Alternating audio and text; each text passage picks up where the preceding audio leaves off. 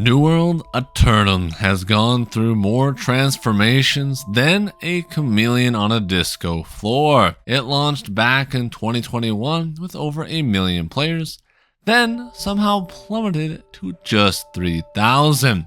And now, 4 years later, it's crawling its way back from the grave like a caffeinated zombie. 20,000 players and climbing, not even including console. This is the comeback story nobody saw coming. Let's talk about why New World Aeternum finally on the right path. Back in the day, you spawn on the beach completely naked and just exist. Now, the game actually hands you a class system from the start, making you feel like you're picking a character that truly matters, instead of just flailing your arms around like a confused seagull. The tutorial got a serious glow up too. Now it throws you in clean cutscenes, showing off swimming mechanic, and sets the tone for the rest of your adventure. You don't notice how much the world has changed though until you hit that sweet level 10 to 15 mark. For most players, back in 2021, this is what a lot of them would quit at. So what changed? And why are so many people flooding the New World Aeternum gates? The story. It's way more immersive now. The voice acting and cutscenes woven throughout really feels like you're stepping into your character's shoes. For someone who normally hates MMO stories, I actually found myself finally caring for the first time in my life. And it doesn't stop there. The new zones have been reworked to feel like a real adventure. Not just fancy walking simulator from Windsward to Everfall, all the way up to the final questing area in Elysian Wilds. The journey finally feels epic. Quests have also been overhauled completely. Every objective feels meaningful. The rewards are catastrophically better. Before you would get a great item that you would destroy immediately, and now you might get a quest item that you will carry all the way until max level. With impactful story beats and satisfying completion that your action actually matters. And here's the kicker, once you hit level 65, you actually now have content. Not for the veterans grinding every day since launch, but for the returning players. There is a ton of new stuff here that simply didn't exist before. Some of the best examples that I personally can give you are soul trials. You would jump into a 1v1 dungeon boss fight, pinned up against the wall, and then turn the tides and show who's really in charge.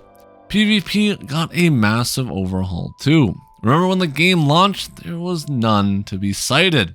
Now, we have OPR, aka Outpost Rush, with 2 maps and a third coming in Season 10.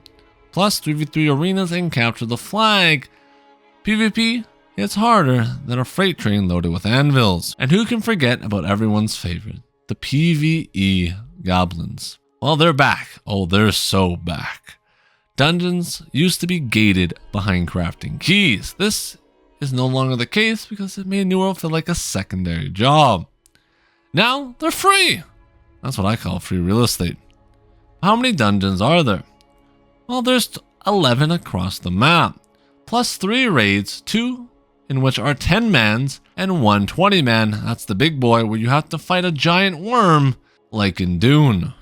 The endgame has been fully overhauled, and honestly, it might have some of the best endgame content I have personally played. Dungeons feel rewarding, challenging, and impactful. No mindless Zerg fests where you mash every button and pray to God your team is useful.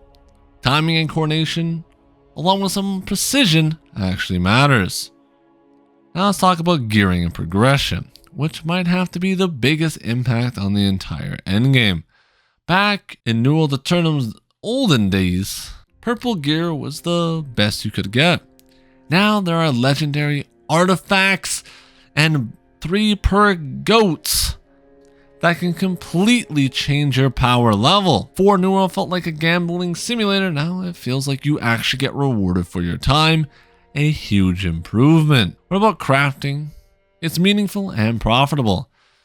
Paired with the gathering, everything finally feels truly alive. Trees, rocks, mobs, and even other players are mineable. Killing everything is worthwhile, as they always can drop you a bag from a player or some timber from a fallen tree. This keeps the world feeling alive and dynamic while also keeping you on your toes. Mounts. Yes, New World has mounts. Controversial back in the day, but in 2025 they are a phenomenal addition to the game. They make traveling between zones and quests smooth, turning the world from a walking simulator into a true adventure. And bugs. Oh, the bugs back in 2021 was an absolute mess, worse than Asmongold's room. But now, Mr. Clean himself couldn't touch it. Exploits and hackers have been stomped out, making the world feel polished, solid, and trustworthy. But the big question I bet you're asking is, how does it actually feel to play New World, as combat is king? And it's also leveled up since you probably played it back in the day. Rolling used to be clunky, staggered for a couple of seconds, frustrating, now smoother than my forehead. Tight and responsive action combat mixed with hybrid MMO mechanics gives you a sense of full control. Timing is everything, whether PvE or PvP. Think of Dark Souls meets an MMO. If you're good, I mean Thor almighty good, you can solo nearly everything. Perfect rolls, perfect blocking, perfect timing, even low comm builds can handle each dungeon. That's skill expression at its finest. The only downside, you're limited to 6 abilities and 1 ultimate. Personally, I think this is a bit of a problem in the game. I would love to see an extra 2 abilities in total, so you would have 8 abilities plus 1 ultimate. That would be the sweet spot. But even with that limitation, I still think the game's combat is phenomenal. Speaking of abilities, New World Aeternum has 15 weapons in total. You got the 2-hand, the greatsword and hammer for the big boys, one-handed weapons such as rapiers and hatchet for the more elegant type, then the musket for the desert rats, along with the bow, and magic for the Harry Potter wannabes. Everything that an MMO needs to feel complete.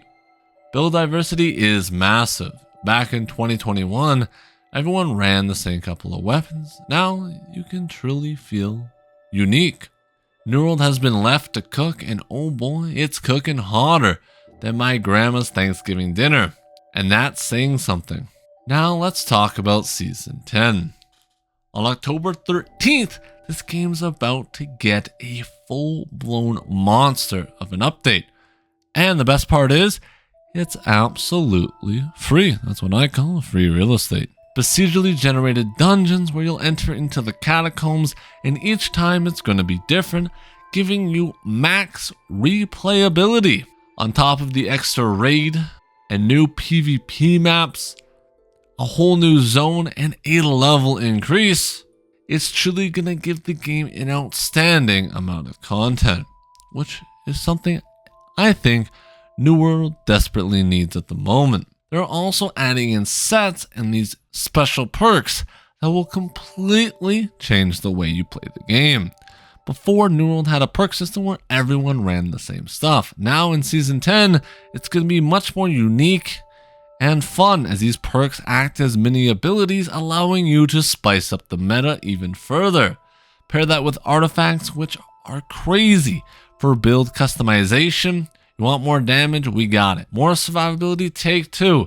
And you want to be a life-stealing vampire? I'll take your entire stock. Artifacts paired with the new perks and sets, you're going to feel more unique than a unicorn. Weapon combos are also about to explode with the new scaling being implemented. Now it's going to follow Elden Ring scaling, such as for MMO. I highly recommend picking up New World Aeternum. If you're new here, like and subscribe, join the Goblin Horde, and prepare your axes because Season 10 is coming and we're going to rise to the occasion. You can also become a YouTube channel member or Twitch subscriber if you want to support your brother even more.